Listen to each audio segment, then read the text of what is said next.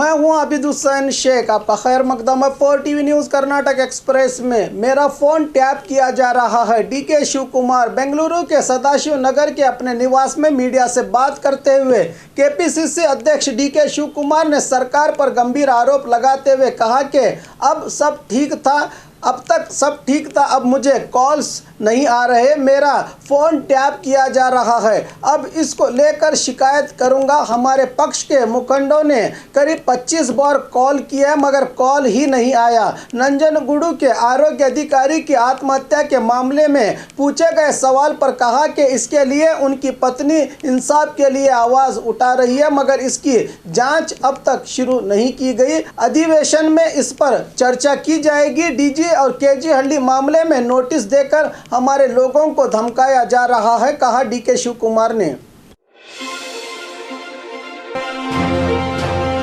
नंजनगुडू आरोग्य अधिकारी की आत्महत्या, सीएम ने दिया जांच का आदेश। आज मैसूरू के केआरएस डैम में पूजा के लिए पहुंचने से पहले मीडिया से बात करते हुए सीएम येडियुरप्पा ने कहा कि नंजनगुडू के आरोग्य अधिकारी डॉक्टर नागेंद्र की आत्महत्या को लेकर बहुत सवाल उठे हैं। इस मामले की जांच के लिए आदेश दिया गया है। इसके विशेष मामला करार देते हुए 50 लाख का परिहार परिवार वालों को दिया जाएगा। साथ ही परिवार के एक सदस्य को सरकारी नौकरी दी जाएगी। बेंगलुरु आगजनी मामले पर कहा कि कांग्रेस खामखा सरकार पर इल्ज़ाम लगा रहा है कि हम इस मामले में सियासत कर रहे हैं। ये सियासत की बात नहीं है, जांच में चौंकाने वाले नतीजे सामने आए हैं, कहा सीएम ने।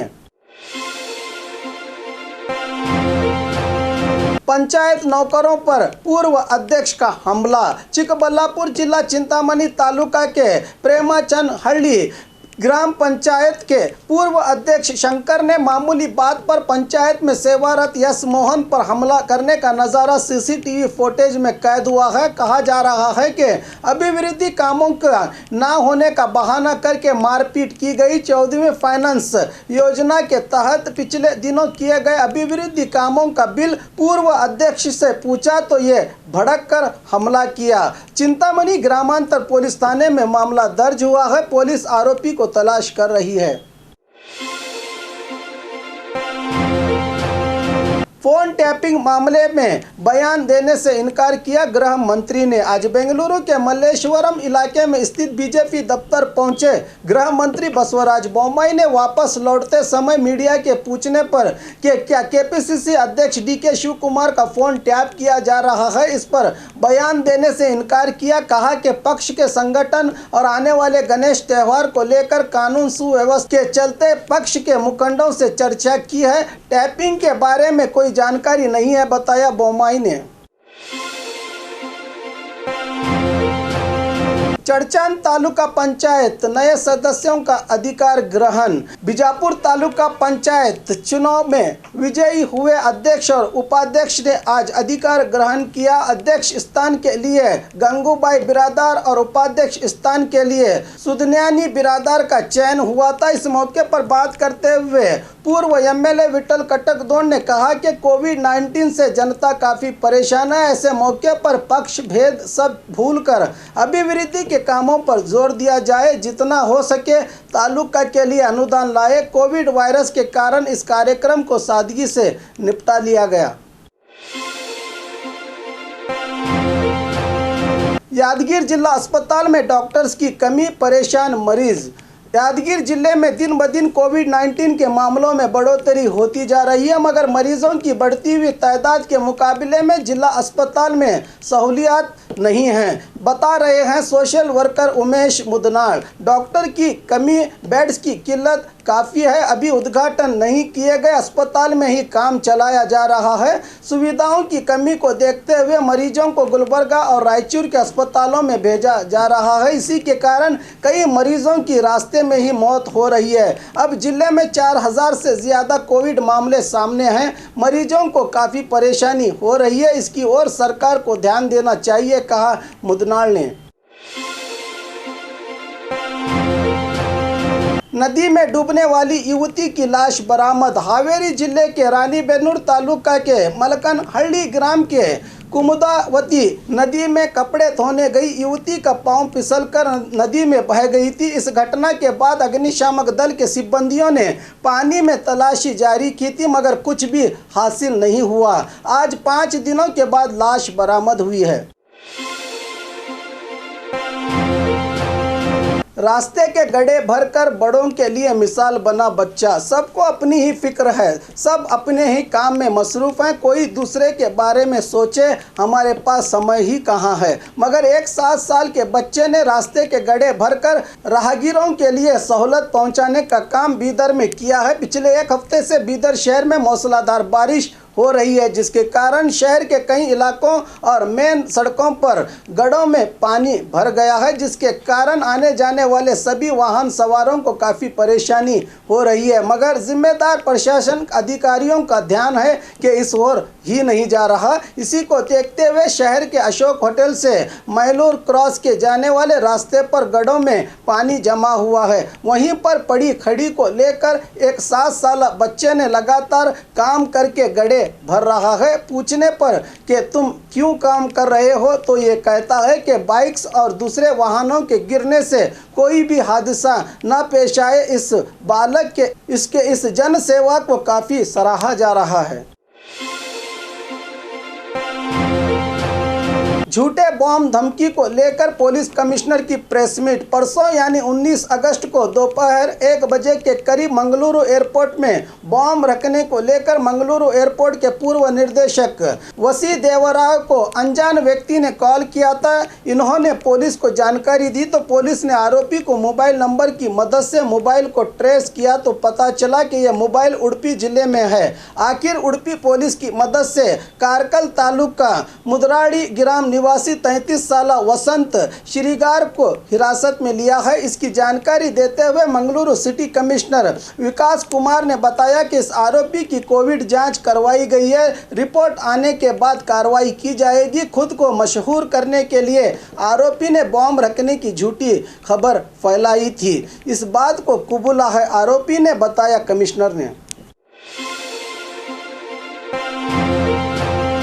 अंतिम दर्शन में पहुंचे मंत्री पर महिला डॉक्टर भड़क गई। मैसूरू में काम के तनाव से परेशान होकर नंजनगुडु तालुका के doctor SR Nagendra health officer ने आत्महत्या कर ली थी। कल रात उनके अंतिम दर्शन को पहुंचे राज्य के मेडिकल एजुकेशन मंत्री डॉक्टर के सुधाकर पर महिला डॉक्टर ने नागेंद्र की मौत पर अपना विरोध जताते हुए मंत्री पर बरस पड़ी और कहा कि हमें आपके 30 लाख रुपयों की मदद नहीं चाहिए। क्या आप हमारे नागेंद्र को वापस ला सकते हो? इस तरह से अपना विरोध व्यक्त किया महिला डॉक्टर ने। आज कर्नाटका में सीईटी का रिजल्ट घोषित। बेंगलुरु में कॉमन एंट्रेंस टेस्ट सीईटी का रिजल्ट को उप मुख्यमंत्री अश्वत्थ नारायण के एक प्रेस मीट के दौरान पूरी जानकारी देते हुए कहा कि इस बार सीईटी के लिए कुल 1,94,419 छात्रों ने रजिस्ट्रेशन कराया था। परीक्षा में कुल 1,75,349 छात्र शामिल हुए थे। आज का रिजल्ट वेबसाइट पर भी देखा जा सकता है। सीईटी में कृषि विभाग में फर्स्ट रैंक आने वाले छात्र हैं वरुण गौड़ा और सेकंड रैंक के संजना और इंजीनियरिंग विभाग में बेंगलुरु की M Rakshita first rank, Shubhan R Bengaluru निवासी सेकंड रैंक और हुबली के एम शशकन बालाजी थर्ड रैंक आकर कामयाबी हासिल की है। आने वाले अक्टूबर में एलिजिबल छात्रों की काउंसलिंग बुलाई जाएगी और नवंबर में फर्स्ट ईयर की एडमिशन की प्रक्रिया शुरू की जाएगी, कहा डिप्टी सीएम अश्वत्थ नारायण ने।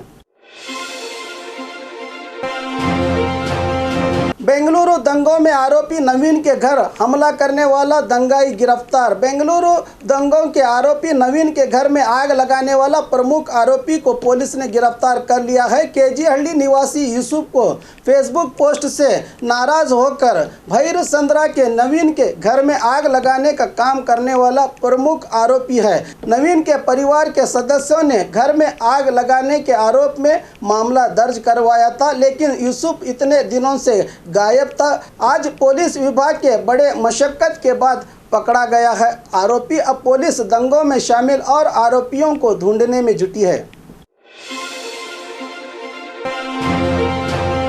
गैर कानूनी 4 लाख का गांजा और 4 आरोपी गिरफ्तार। उडुपी सैन आपराधिक पुलिस विभाग के कार्रवाई में कार में गांजा बेचने के आरोप में 2 लोगों को गिरफ्तार किया गया है। शिवमोगा के 38 वर्षीय आसिफ बादशाह, 29 साल रियाज परिया को गिरफ्तार किया गया है। पुलिस ने इन आरोपियों के साथ 3,13,000 रुपये का 2 किलो 38 ग्राम गांजा और एक कार को जब्त कर लिया है और उसी के साथ दूसरी तरफ एक शेड में गांजा बेचने वाले 2 लोगों को कुंदापुर गांव के पुलिस ने गिरफ्तार किया है। एक आरोपी फरार है। आरोपियों के नाम हैं करणी मोहम्मद नदीम 25 साल, बेटी मोहम्मद अफजल 28 साल। ये दोनों कुंडलूरू के निवासी हैं।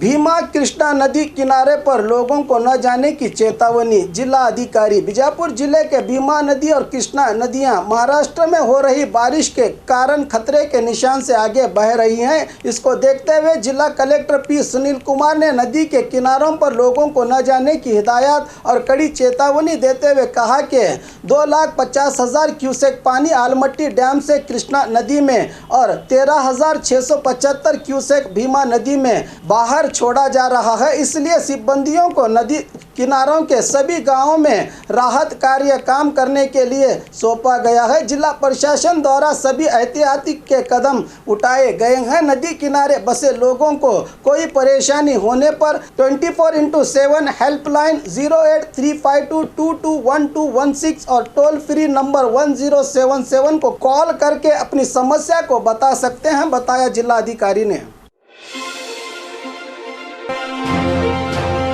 और खबरों के लिए देखते रहिए आपका अपना 4 टीवी न्यूज़ कर्नाटक एक्सप्रेस।